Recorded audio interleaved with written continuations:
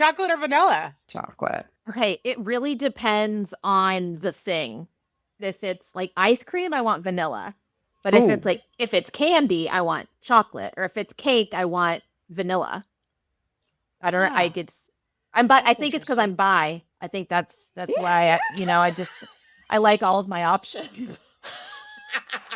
I love chocolate. I never have understood when people say things like, "Oh, that's too rich for me." There's no such thing. Chocolate, as much and as hard as I can get it, all the time. Hard. She wants that hard chocolate. That's like what you said. Chocolate. That's what she said. Right. Mm-hmm. That's what she said. So wait, Lisa, do you like dark chocolate? Yes. Yeah, same. Mm-hmm. Yeah. Wow. But dark milk, white, I'll take it on. Yeah. I love it. I love it. That is what she said. Yes. Yes.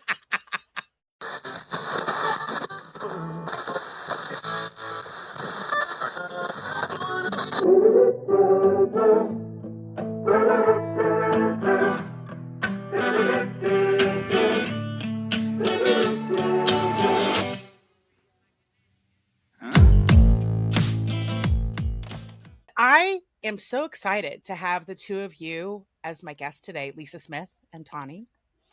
Let me start how I know each of you. So I fangirled Lisa Smith hard. I read her book like 800 million times. Okay, more like 4, but same thing.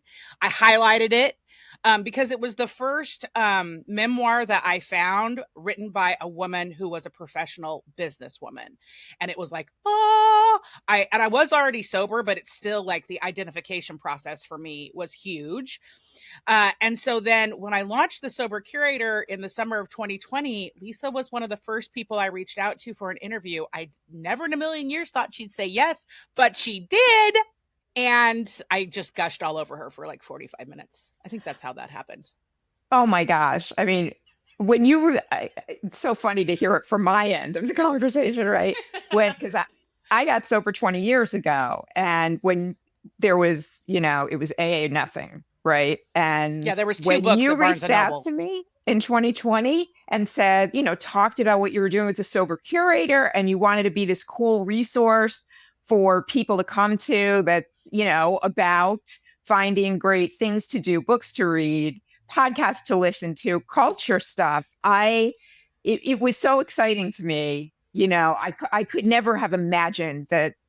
First of all, it's an incredibly creative thing, what you're doing. And also, I couldn't have imagined such an incredible resource when I was first getting sober. And I think for all those people who are either first getting sober, you often hear people who are sort of not feeling connection or not feeling whatever. It is just, you're doing incredible work and making sobriety so, so cool, just like you are. Oh, thanks, Lisa. Well, and one of the things I felt like is, now we have flipped the problem. We went from not having any content on recovery or sobriety, whichever words feel more comfortable to you, to having so much. I'm like, how do you wade through all of it? And who's the authority that says, yeah, this is worth your time, or maybe not this one so much? So it's the algorithm. The algorithm's the authority, in case you were wondering. Yeah. Thanks, Meta. But you really do a great job of being that person. Calling. We try to, and we try to not put our opinions into anything either. We have opinions, but we try to be like, here's the information we found. These are our thoughts, but go decide for yourself. So, and then I met Tawny through you because of your podcast, but then I also met Tawny through Katie Mack. And so it was like firing off in both directions. And then I was on your guys' podcast, and that was one of the first podcasts I had ever been on. And full circle moment here. Look at this. Full circle. And you introduced me to our friend, Bo. Our dear friend, Bo Burnham. I was so happy that I was able to introduce you to him. And he loves your work too. He just texted me, actually. I thought that was probably the case. There's so much to catch up on with both of you. You have so many things going on. Tawny especially. Like every time I turn around, you've like launched some other company or business or product or I don't know. Like it's keeping up with you is almost a full-time job. But the most exciting thing that you both have going on is this new card deck that is launched. I want to hear like from start to finish. Like when did you guys decided you wanted to do a card deck? And then walk us through the whole process. I teach publishing classes and I'm a total like just writing publishing nerd. And the reason I share that is because like I pay attention to like what the books that are coming out in the next 2 to 3 years, not just what's on the shelves now, but like I know what's coming out. I know what the trends are. And so a lot of the trends that I've seen just as a teacher are card decks. Like there's all these card decks coming out. There's like charcuterie card deck, anxiety card deck, dating card decks. And I'm like, okay, where's the sobriety one? So I texted Lisa and I was like, hey, just kind of like a half-baked idea. Should we do this? She was in. And then I emailed my agent who represented my book, Dry Humping. And I was like, hey, just testing the waters. Lisa and I are interested in doing something like this. Would you want to represent it? Fun fact, our literary agency did not represent card decks before. He had to go to the team and be like, hey, Tawny wants to do this. What do we think? So this is actually our literary agency's first card deck. So we're super excited about that. And it really just started with like, I saw a gap in the market, but I also knew that like Lisa and I with our voices together could create a really interesting deck that could help people live a booze-free life. Well, and I love that about you because you both have such different stories and different lengths of time, but it just works. When she brought it up, I was like, you really think a card deck's gonna do anything? And she was so right. But really what we wanted to do when we decided to do it is take Recovery Rocks, like take our podcast and almost, it's almost like a to-go version of the podcast. Like we take a bunch of issues we talk about on it, suggestions we make, pointers, like journal ideas, and put it into this card deck form, which was basically like we had to write the proposal like a book proposal. So it was outlining what the cards in the deck were going to be, what they were going to be about. And we just went at it together, going back and forth, doing it together, spending hours on FaceTimes with the document and getting everything in there. So, but really we approached it like it was a podcast episode. Like each card was like, okay, what do we have to say about this? It's sort of, the same stuff. And so when I hear card deck initially, I'm like, Uno, but it's not a game, right? It's not a game. So is it just, do you pull a card a day? Do you just pull a couple cards when you're looking for inspiration? How does the actual deck work? You're not alone in this question, Elise. Whenever like Lisa and I have like, we've told people like, we got a card deck deal. People are like excited. And then they're like, but what does that mean? What is that? What is it? Like, is it a game? What like, and so it's like, I'm so glad you asked this question because it's a popular one. I think Lisa's description of it's our like a to-go version of our podcast is perfect. It's really, it's just like a little, think of each card as like a little one pager on how to help you get through whatever you're struggling with. So it's the deck is split into 5 categories.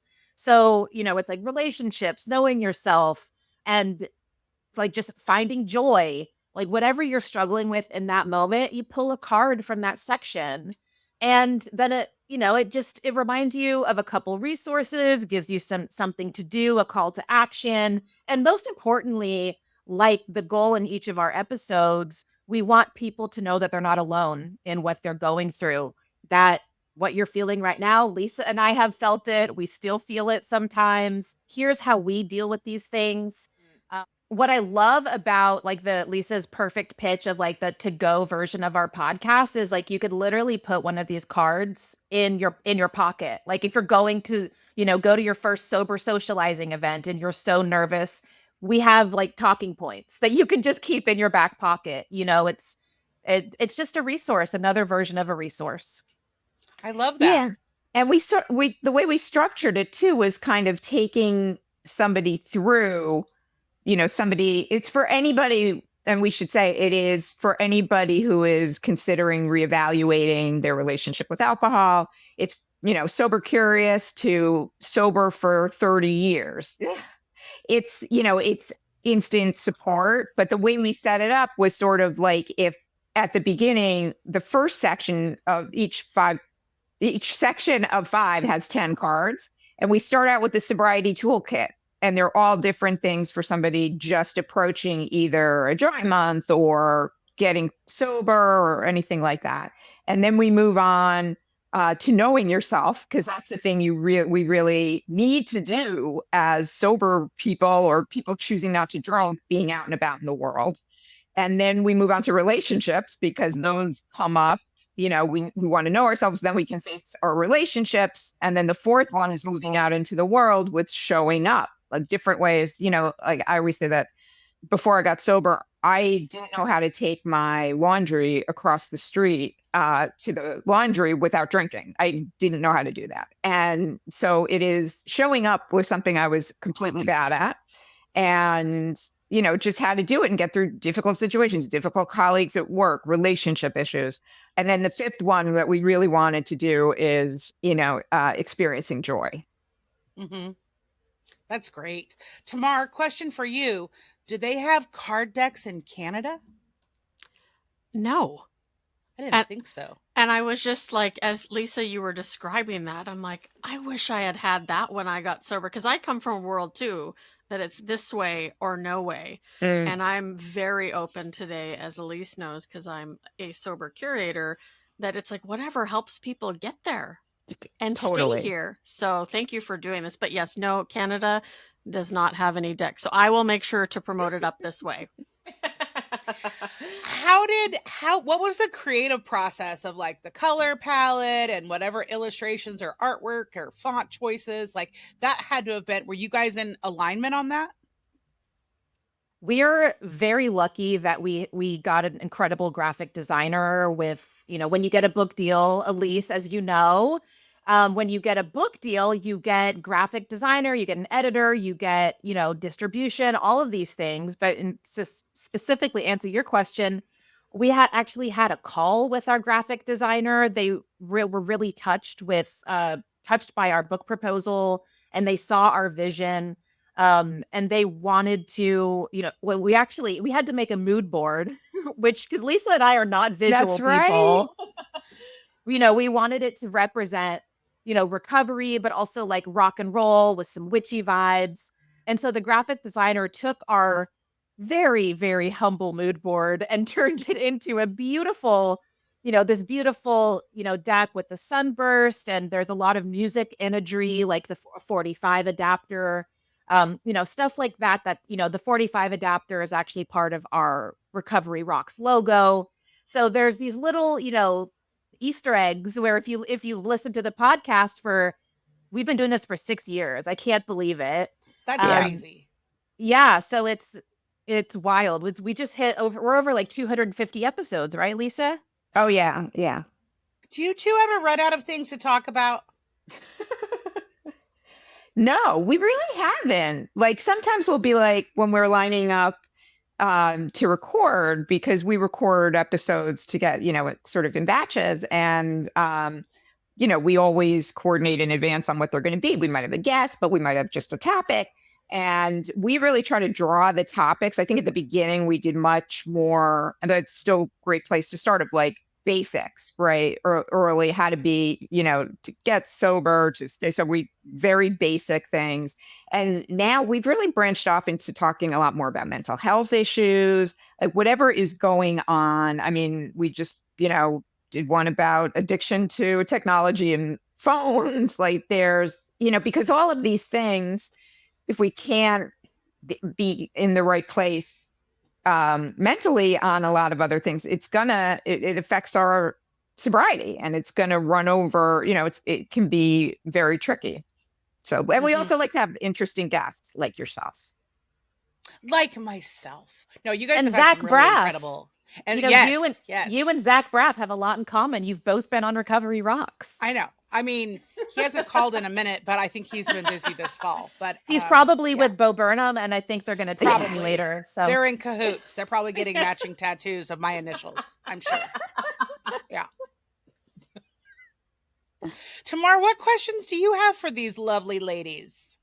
I'm so excited about what the two of you are doing because I think we need more tools and resources out there. Do you plan to expand on this and maybe take it even a step further after? Is there going to be a dry humping card deck? That's actually a really good idea. I'm open to anything. You know, I want to hear how Lisa will answer this question, but I will just be very candid with you guys and say, you know, my book came out last year, my drink came out last year, and now the card deck. I would not recommend anybody release 3 products in 18 months. So no, for me, no. Right now, I'm just trying to chill, honestly. But but we're gonna keep, you know, our show obviously is gonna keep going on, and like, who knows what we didn't even, if you asked us a year ago about this card deck, or you know, a year and a half ago about this card deck, we would have said no. So who knows? Mm-hmm. Yeah, and I think, you know, there's definitely, we love podcast as it is, but we have been sort of circling around the idea of kind of going next level with it, like doing, you know, making it, you know, kind of doing the things that a lot of good podcasts, like we're all here together recording this, that they do. But we really try to practice what we preach on not overloading and, you know, kind of taking things organically. Like Tawny said, like we wouldn't have imagined this deck before. But I think, you know, we could sort of go next level if we get there. Well, and I think that, you know, one of the things that I love to focus on is purpose. And I always tell people who are sober or in recovery that you would be really surprised if you just set your mind to it, what you can accomplish. And Tawny, as you said, I too can definitely recommend not to launch 2 books in 1 year and do too much because that's just how we roll. So I guess my real question is then, what advice would you give to somebody who's gotten sober and someone who's kind of, they don't know what they want to do, but like maybe a word of inspiration to them that they can actually do much more than they think is actually possible. Because for most of us that drank, if someone said we couldn't have a drink, we wouldn't just say, okay. I mean, the best writing advice I ever got that I use in my classes and everything is, I let yourself write bad. That's from a writing teacher named Ruth Dannon. My book would not exist. This card deck would not exist if I didn't let myself write badly, you know? So I think I take that advice to whatever creativity means to you. If you paint, if you make music, if you volunteer, just try things. Just let yourself be a human who tries things and let go of perfection, and just see what happens, because you could be pretty surprised if you don't hold yourself back by thinking something needs to be perfect. Yeah, or thinking you have to reach a particular end goal, right? So I never set out to write a book, but right when I got out of the detox hospital, I started writing in the morning because I had nothing else. You know, I was up earlier, I was sober. You were hungover? Yeah, I wasn't hungover. And I had put on pajamas the night before. I felt like I had to write down this crazy story that happened in the hospital. But then I found I just liked writing, and it was cathartic, and I hadn't planned to write a book. I didn't plan it to be a book for a very long time, for years.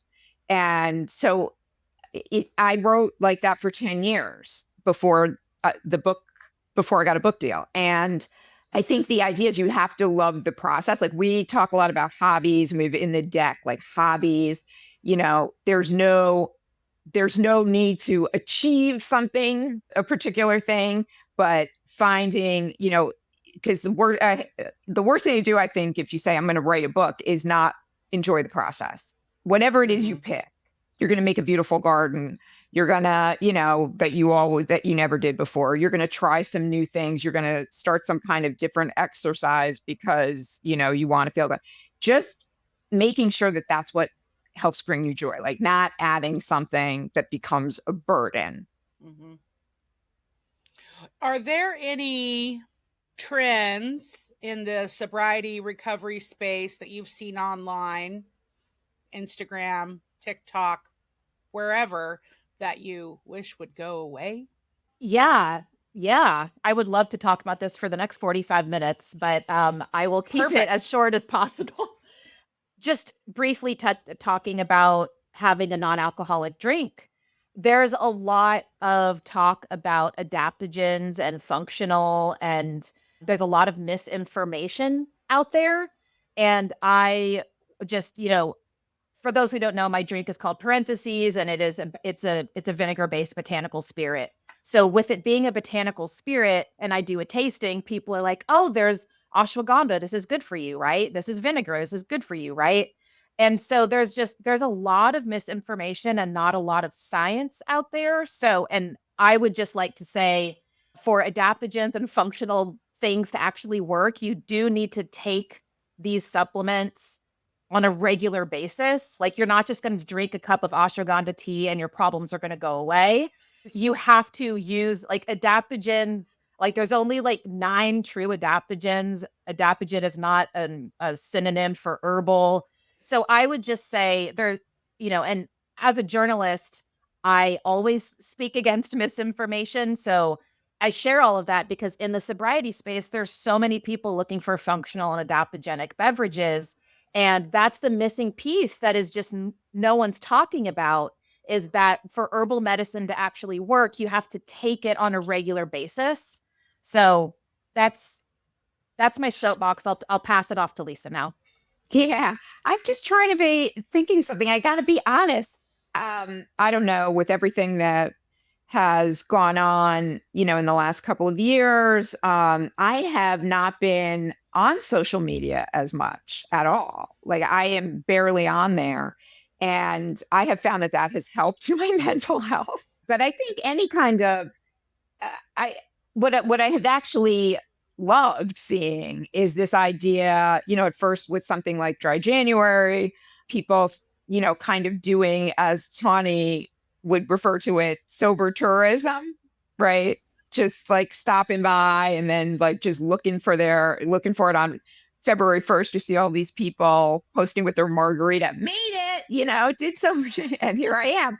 And I just think that a lot of what we see now is like it's not a fail if you do a damp January, if you drink and then just come back. I think the level of what was never the case before that, I talk about this a lot when I speak to lawyers, but I think it's happening, in the broader society, in part because Gen Z doesn't drink the way other generations drink. Right. Is but not so much I used to talk about breaking stigma, and it's still there, but I talk more now about normalizing not drinking, right?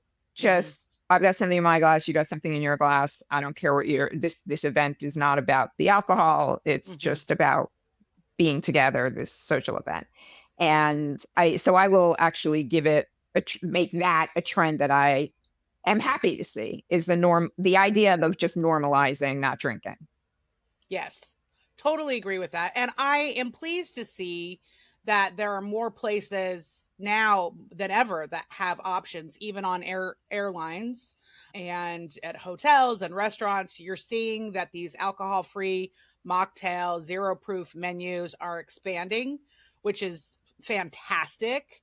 I mean, I'm still probably going to drink Diet Coke more than anything, but I love the idea that there's an option, because I got so tired of going to celebrations, anniversaries, parties, whatever. And like, we weren't even an afterthought. It didn't even occur to people that there needed to be something without alcohol. And so many people don't drink for a variety of reasons. Exactly. I do a lot of speaking on this, on like rethinking drinking in the workplace, because people managers in corporate, like, if you're going to have everything all your culture building, surrounding happy hour, okay, I think you could do better, but at least make sure there's options, Yeah, I tell companies and law firms that I speak to, it's if you're doing Diet Coke and seltzer water, you're doing it wrong. Mm-hmm. I think Mm-hmm. that establishments and now they really are making some effort, and I think restaurants, bars, all of that, they finally got wise to the idea that if you offer really delicious options that are non-alcoholic, that people who don't drink or just choosing not to drink that night will pay good money for them instead of just getting a club soda. It's so they will pay good money. They'll pay anything, but it's so interesting to me where people be like, oh, why does that cost so much? There's no alcohol in it. It's like, well, you're missing the point. You're missing the point, right? Yeah. You're Well, missing the point. and I can also add to that alcohol is actually one of the cheaper ingredients when someone is making a spirit. Like alcohol is usually one of the cheaper ingredients as opposed to the ingredients and the overhead and the infrastructure. So I think when people say, like, why is this $27 for a bottle of a non-alcoholic whiskey? I think that more speaks to how we as a society value alcohol. Yeah. Because it's like, yeah, this is $27, but you're not thinking about, the craftsmanship, the R&D, there's so much that goes into this. And you only want to pay $27 for a bottle if there's alcohol in it.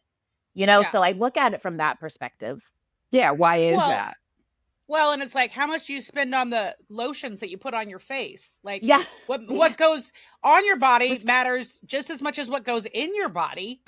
Mm-hmm. That's what she said. So, do you know, did I ever tell you that I tried to buy that'swhatShesaid.com once?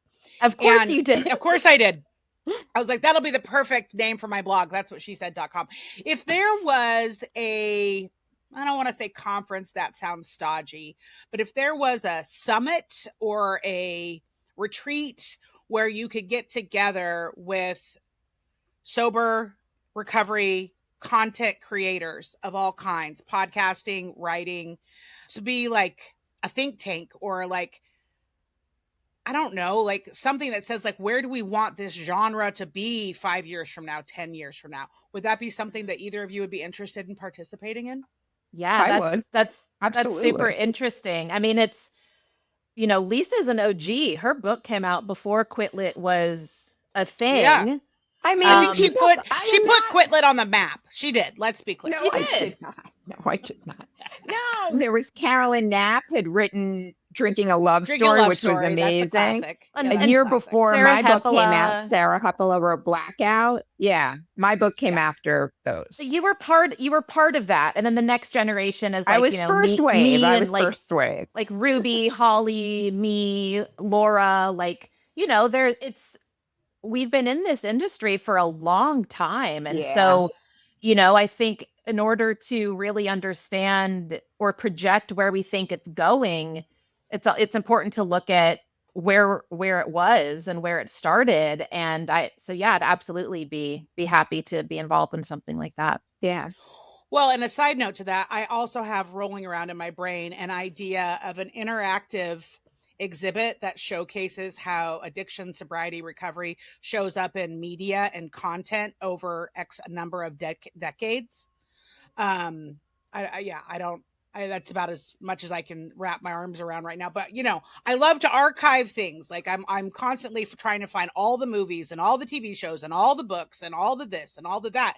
And it's just like, I find the history of this community really interesting because it has just changed so much in the 18 and a half years that I've been in it. Yeah. And I obviously wasn't paying attention to what it was doing before. And there's lots of opportunity to go back and study that, but there's just not as much content there as what there is now.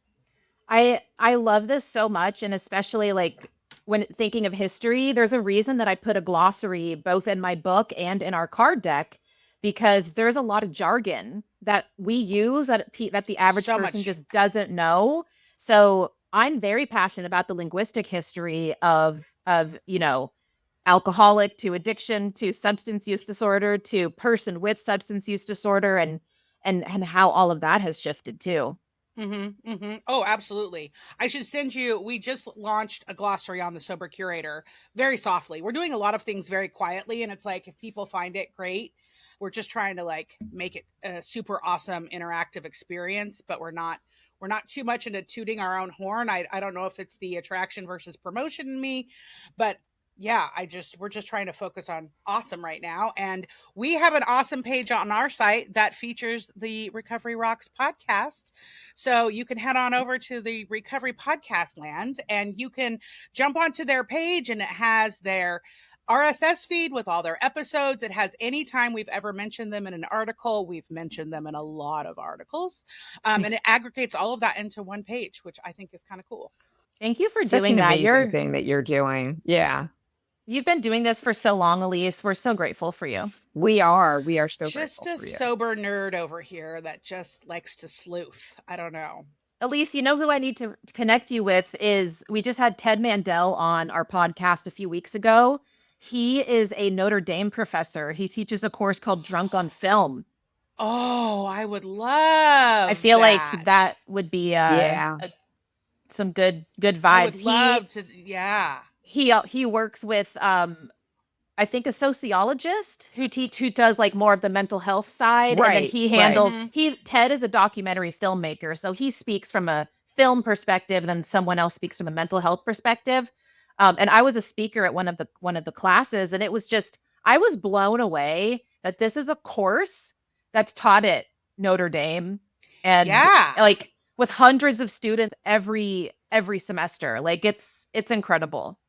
Learning the history of alcohol on screen. And, you know, my book, I use a lot of pop culture examples to talk about how liquid courage specifically is exhibited on screen, and the role that and how that impacts us, you know, subliminally.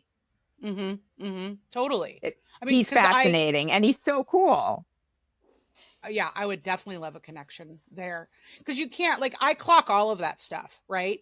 I mean, I'll clock it if I'm at a restaurant and somebody doesn't finish their drink. I'm not going to grab it and shove it down my throat, but like, I can't not pay attention to that stuff. My brain just goes there. Same. And so I'm just like clock, clock, clock, clock, clock. I don't know what that weird dance was, but it's the idea of you can't leave good alcohol on the table. Yeah, I just so wasteful. Now I thought that before I was even recycling, but that's like a story for another time, right? It's just yikes. Well, let's do like a speed bullet round of some quick questions. I'll start with an easy one: Coke or Pepsi? Coke. Pepsi. Yeah. I'm a Pepsi. Lisa, I didn't know this about you. I don't drink soda, but if I did, I always preferred Pepsi to Coke. I know. My jaw is on the desk. It's a controversial take. I don't. Yeah. I now have no more questions. I don't even know what to do right now. All right, bye.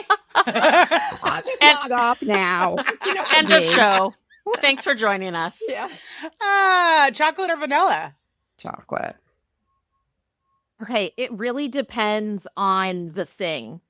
Like if it's a dessert, if it's like ice cream, I want vanilla. But if it's candy, I want chocolate. Or if it's cake, I want vanilla.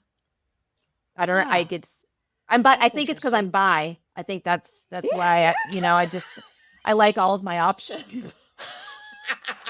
I love chocolate. Like it is. I never have understood when people say things like, "Oh, that's too rich for me." There's no such thing.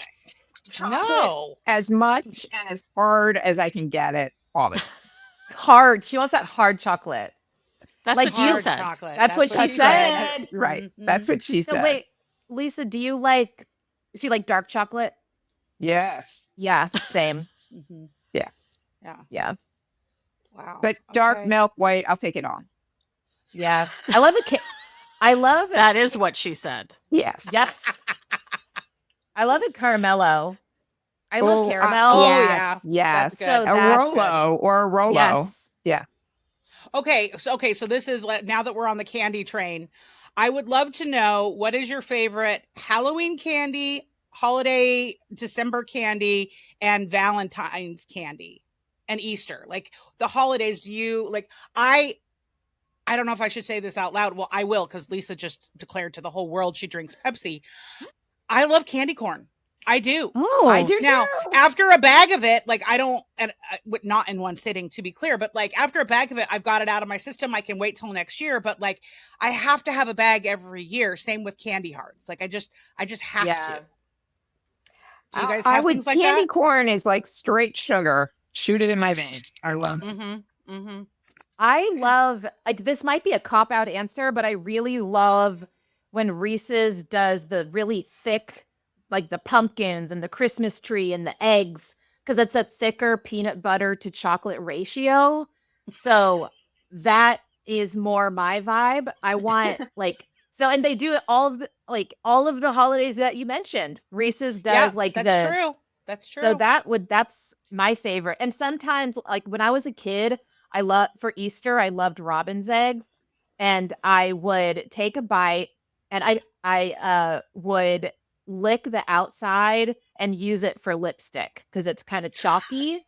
So maybe that's why purple lipstick is my signature shade, is because I grew up with robin's eggs.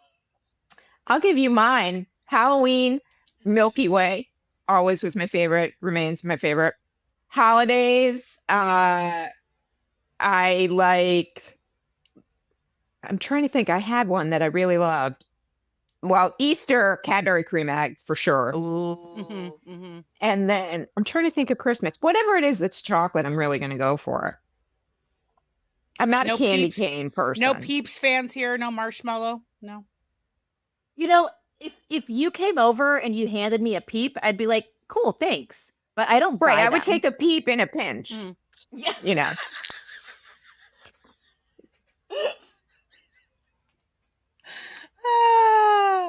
This is the hard hitting. This is the hard hitting question really good right here. But it's very revealing. Yeah, I love this. I've learned about everybody.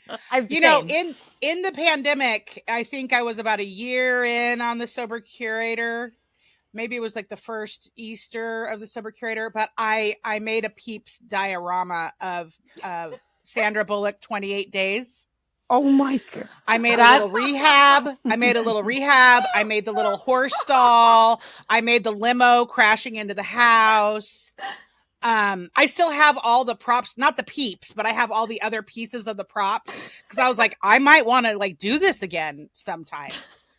But you might. That is amazing. I really thought that was going to be my viral moment on the internet, and it has yet to take off. But this episode will probably put it over the edge. You know what you should do? You should recycle the content and republish it. I do every year. Every Easter, good, I post it like it's a brand new thing, and then I'm like, I can't believe I did that. Like, not only the money that I spent, but the time I spent crafting it, and then I left it on my dining room table for like 3 weeks, and my son was just like, "Seriously, Mom?" Well, this has been awesome. Where can people get this card deck of yours? Except if they're in Canada, like Tamar. Well, it is in Canada, isn't it? Yeah. Are you global? It's US, Canada, and UK. UK. Oh, yeah. Wow, you are so international. Yeah. Maybe even Australia and New Zealand. Because I have a feeling Australia, New Zealand, and Ireland too. And the reason I know this is, so my book, it was distributed through Penguin Random House, and it's all of the English speaking countries basically. So it's not being translated yet. So tomorrow you might see this around. Excellent. I will be sharing it. Yeah, there is a link that I will share. That's to the Penguin Random House site that has all the different places you can order it. Great! But it is basically in all the places you find your books online. It's on Amazon, Barnes and Noble. I think it's in Bookshop. It's in, some of the indie stuff too. That's great. That's so great. Well, I cannot wait to see what you ladies do next. I'll be in the front row cheering you on. We will be cheering on everything Sober Curator, as we always have. You're just, just the best. Love everything you're doing. Thank you so much for having us on with you. Thanks for coming.